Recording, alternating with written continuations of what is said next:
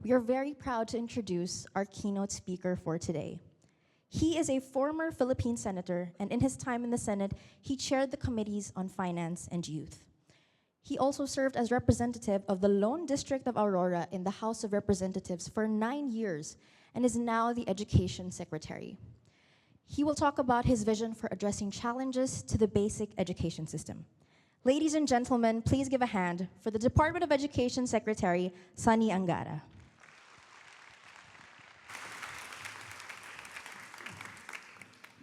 Hello. Good morning, everyone. Thank you for inviting me to Rappler, for inviting me to Maria Ressa, the first Filipina Nobel Prize winner. To the Rappler OGs, Glenda, Chai, and Beth. To Senior Vice President Kai Fernandez of De La Salle, Dr. Torneo, the Dean of College of Liberal Arts, to Mr. Mike Millanes, and Mr. Jingo Badillo, as well as my co-panelists, Dr. Rodrigo from the Ateneo Laboratory for Learning Sciences, and to one of our favorite professors at the UP College of Law, former Yusek Muyot of the DepEd, now with Save the Children. Magandang umaga po sa ating lahat.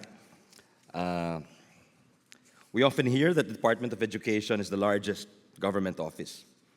This means we have tables and tables of data. We list down student names, we list down their ages, even their weights for feeding programs. We have a database of schools. Each school has its own database. The number of buildings inside them, the land we could still build on, the land we can't build on. In the case of congested cities, we have an absence of that land. So that should fit right into your livable cities theme later on. We see rows and rows of test scores from literacy to career aptitude tests, to academic achievement tests, and the famous or infamous PISA scores. We call our information systems by acronyms. We house them across the organization, though quite frankly, we could better utilize them to inform our decisions. DepEd could and should be a data scientist's dream, or it could also be a nightmare for an unwilling and opaque leadership.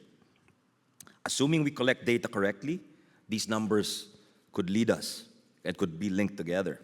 They could tell us where the bottlenecks are and how we could act to produce quick and lasting wins for Filipino learners. As Glenda said, wins in the short run as well as in the long term. But data doesn't always paint a rosy picture. I was confronted with these images as commissioner of the Second Congressional Commission on EDCOM, more popularly known as EDCOM 2. So EDCOM 2 crunched the numbers, showed us the basic education landscape and its challenges, and called it a learning crisis. It's a phrase we hear very often. What does this data look like? If we look at our 15-year-olds, the PISA exam shows significant learning loss from the pandemic and even before the pandemic. This effect extended to Filipino mothers. They experienced job losses for taking care of their children who were learning remotely. Our students are 5.5 years behind in terms of basic comprehension and competencies. As we return to schools, we are now short by around 165,000 classrooms for our growing student population. In the furthest and farthest, we need to construct about 8,500 last-mile schools. We need to electrify 2,000 schools. We need to ship hundreds of thousands of textbooks, laptops, test tubes, lab equipment, and most of this is delayed. Our president, Bongbong Marcos, has seen this data, and my appointment as secretary came with a marching order. We have to turn this around. This is unacceptable. I'm now nearing my 100th day as secretary. I think today is my 3rd month, actually. And I'm finding out that turning things around requires a lot of design, a lot of careful design, a lot of delivery. There are no easy fixes or final answers. There is feedback, however, lots of feedback. Wherever we go, we encourage our communities to engage in genuine dialogue with us. What we can sense, we can also solve. That's our philosophy now in DepEd. In our first 100 days, we are sensing an abundance of stories, which fits right in with today's theme. Everyone wants to share their setbacks. Everyone wants to talk about successes. And as I told Maria, Glenda, Chai, there are a lot of successes at the micro level. This is a reminder that behind the data are faces and real experiences. Behind the data are millions of Filipino lives. We have traveled to our communities, or started to travel to our communities, to listen to them. We have met school officials in Abuyo National High School in our visit to Castañeda, Nueva Vizcaya. Not me, but my staff. We were expecting low morale after the collapse of the town's main bridge, which injured students and teachers. Instead, we were greeted with a pleasant surprise. They did not expect DepEd's central office to monitor the accident and send a response team. For us, this highlighted our disjointed and uneven decentralization. In our management committee meeting in Cagayan de Oro City, we met an IP tribal leader of the Higaonon tribe who said, dati po, yung mga IPs, grade 1 o grade 2 lang ang natatapos. Ngayon, nakaka-grade 6 na sila. Pag nagtayo kayo ng integrated school dito sa aming tribo, makaka-high school graduate na po kami. So that was clear to us. Our last and the least deserve more attention, no matter the pride in that leader's voice. In our recently opened National Academy of Sports, or NAS, students are only starting to stream in after the pandemic. Imagine learning sports online. I visited the Tarlac campus with our golden boy, Olympian Carlos Yulo. He reminisced about his early days in Palarong Pambansa. We assured him that we will continue to select and hone young talent like him through the academy. So you can imagine the kids were inspired that day. During the National Teachers' Day recently in Quezon City, President Marcos commended the outsized role of our teachers. He said that teachers are second parents, community leaders, and town role models. Again, he orders the DepEd leadership, alagaan natin sila. Take care of our teachers before we ask them to do a lot of things. In DepEd, we gather, we act on these stories. Data is the means. The end, as the President emphasizes, is to better Filipino lives. The goal is for students, for teachers, and parents to tell better stories, to have better stories, to tell their own stories. And stories start with dreams. And as we mark our first 100 days, I've been asked, what is your grand vision for the Department of Education, or DepEd? And part of me says, I just want to make the trains run on time. And that's an expression for making things work. And as Maria said, coming in here, we were chatting, and she said, you know, you're at sub-ground level. So that's why. So maybe to those who haven't really studied our education system over time or in depth, it sounds overly unambitious or unvisionary to say my goal is to make the trains run on time. But it is a goal nonetheless. When you know that maybe majority of our kids have not had school books for their school life. And many of our kids have never seen the internet. Many of our kids, first time to hold a computer is when they take the PISA exam. You can imagine what kind of fear and anxiety they would be subjected to.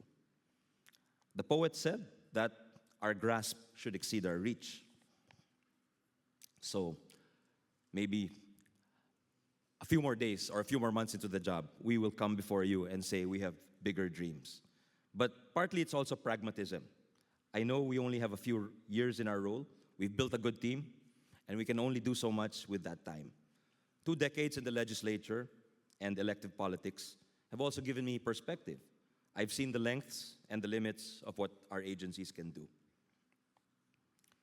And making the trains run on time, so far, is what the data tells us to do. We're often cited as having one of the biggest budgets in the bureaucracy. That's perhaps just half of the equation. The other half is how and where we spend the budget to put things in order. I've always believed that the promise of governance is reliability. We're spending our budget on early procurement, and the data tells us that textbooks and materials are delayed. The timeline has to be moved up. We have a dedicated team of lawyers and process managers who are putting these train tracks in place. Earlier, faster, sturdier, more reliable. We're spending our resources on construction of classrooms. We're not just talking about the budget here, but also time. This is time to align with the Department of Public Works and Congress so we could move in lockstep with the various districts all over the country. It is time to coordinate with the Department of Energy so they can hand off our energized classrooms to electric cooperatives. It is time to regroup with the PPP or Public-Private Partnership Center to see what models are available for us to fast-track our infrastructure needs. This is the painstaking work of being in the executive. We're making sure the other train drivers are side by side with us in the control panel. We cannot lose any more time, given the urgency of the tasks at hand. Our nation's demographic window is expected to start closing in 2 decades or so. The nation will be older and will age faster. We must urgently front-load investments in our children to prevent learning losses, translating into less capable citizens, into lower incomes, and eventually slower and even less inclusive economic growth. We're spending our budget on our teachers. They deserve more for being the conductors that keep the train orderly. We're creating the fiscal space so we could give them more. We're giving them more flexibility in the curriculum. They can now customize class schedules to their students' needs. We're giving them more allowances and service credits. Taking care of our teachers, as the President said. Our goal is for them to reap the benefits of their hard work. We're giving them more support in their administrative work and career progression. Teaching may be a profession, a vocation, as many of you know, but it needs to have a clear pathway free of burden. It needs to have progression based on merit. Most importantly, we're spending the budget on our students. Our train passengers deserve the best journey to become global Filipino citizens. We hope to give them complete resources, including access to the proper learning materials and technology, to help better prepare them for the future of work. We hope to build the right recovery programs to make up for learning loss. We hope to implement a simplified curriculum, especially in senior high school, to ensure maximum learning with less subjects. We hope to set them up for success as they take local assessment and international tests like the PISA exam. And just as innovation has revolutionized transportation and communications, the same is or may be true for education. Technology is fast becoming the fuel that powers our education. We're prioritizing a 2-step tech infrastructure for our schools. Minsan naririnig po namin, si principal lang ang may laptop at internet sa eskwelahan. Or it's only the principal who has a laptop and internet access in the schools. That's the third thing we don't want to hear. Those are the stories we don't want to hear anymore. That's why we proposed a historic high of 12.5 billion pesos next year for internet subscriptions and procurement of laptops. We've partnered with tech enterprises to jumpstart personalized learning. Many of you have heard of Khan Academy, Canva, I Am the Code, Coursera, which are at the cutting edge of making lessons relevant and engaging for our teachers and our learners. The National Educators Academy of the Philippines, or NEAP, our in-house teacher training institute, is planning to expand its training curriculum to include vetted online courses and virtual communities of practice. Usually, our trainings are like these sessions. You know, there's one speaker, a bunch of teachers, and just one talk for everyone. Hopefully, we want to customize that in the age of AI. That's the dream, to have personalized instruction. Finally, to manage our copious amounts of data, we must first clean up the data. The data crunchers in the room know this very well. Bad data in, bad data out. We don't want that, especially when we're dealing with the future of our students and our young people. With a clean whiteboard and a dedicated team of technocrats, we can track progress and pain points to better inform instructional and managerial decisions. We also plan to liberate all this data to strengthen our decentralization policy. The less data vaulted in DepEd Central, the more information our students, parents, and teachers have. Data can drive informed decisions, but also make our field offices and even the central office of DepEd more accountable. More importantly, we believe data can help empower education stakeholders. All of these, ladies and gentlemen, do not distract us from making the trains run on time. On the contrary, it gives us a horizon.